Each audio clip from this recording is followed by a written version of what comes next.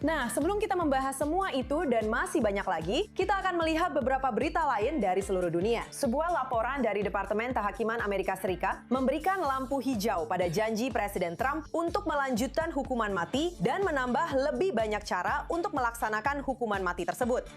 Presiden Trump berencana menambahkan hukuman mati dengan regu tembak, kursi listrik, dan asfiksia gas dengan alasan kesulitan mendapatkan obat-obatan yang digunakan untuk suntik mati.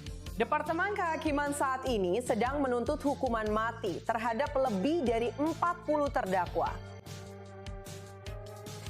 Ini adalah peringatan 40 tahun bencana nuklir mematikan Chernobyl di Ukraina. Hal ini terjadi saat Kiev menuduh Rusia melakukan tindakan yang mengancam terjadinya bencana baru akibat serangan berulang di dan sekitar reaktor nuklir Zaporizhia.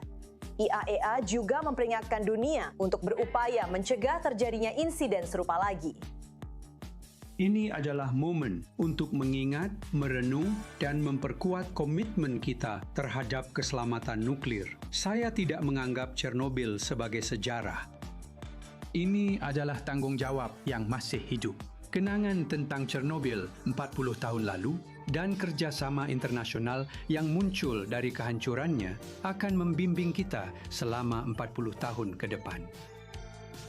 Jutaan orang terpapar radiasi, ratusan ribu terpaksa mengungsi, dan wilayah yang luas tercemar setelah ledakan tak sengaja yang menyebabkan pelelehan inti di dalam reaktor nomor 4 di pembangkit buatan Soviet pada dini hari 26 April 1986.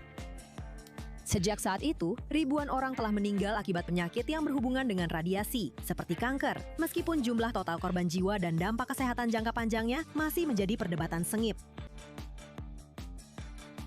Sebuah pengeboman di jalan raya di Kolombia telah menyebabkan setidaknya 14 orang tewas dan puluhan lainnya luka parah termasuk anak-anak yang menurut pihak berwenang terkait dengan pemberontak gerilya. Presiden Kolombia, Gustavo Petro, menyalahkan serangan tersebut pada pemberontak yang terkait dengan faksi pembangkang FARC. Pada tahun 2016, pembicaraan damai antara FARC dan pemerintah Kolombia berakhir dengan kesepakatan di mana ribuan pejuang didemobilisasi. Namun beberapa di antaranya memisahkan diri dan menolak untuk melucuti senjata. Pertempuran di Mali terus berkecamuk setelah Al-Qaeda, afiliasi Al-Qaeda, dan pemberontak suku melakukan salah satu serangan terkoordinasi terbesar di negara itu dalam beberapa tahun terakhir. Seorang juru bicara pemerintah Mali mengatakan setidaknya 16 orang telah terluka, namun situasinya sudah terkendali. Pemerintah transisi mengecam tindakan teroris pengecut ini dengan sekeras-kerasnya dan meyakinkan masyarakat bahawa pengorbanan tertinggi yang dilakukan oleh putra-putra bangsa yang terhormat tidak akan sia-sia. Semua langkah sedang dilakukan untuk melacak dan membawa ke pengadilan para pelaku, kaki tangan dan penyandang dana dari tindakan tercela ini. Serangan pada hari Sabtu merupakan tanda terbaru bahwa pemerintah Mali yang mengambil alih kekuasaan setelah 2 kudeta pada tahun 2020 dan 2021 menghadapi risiko keamanan yang lebih besar setelah mengusir pasukan barat dan beralih ke Rusia untuk meminta bantuan.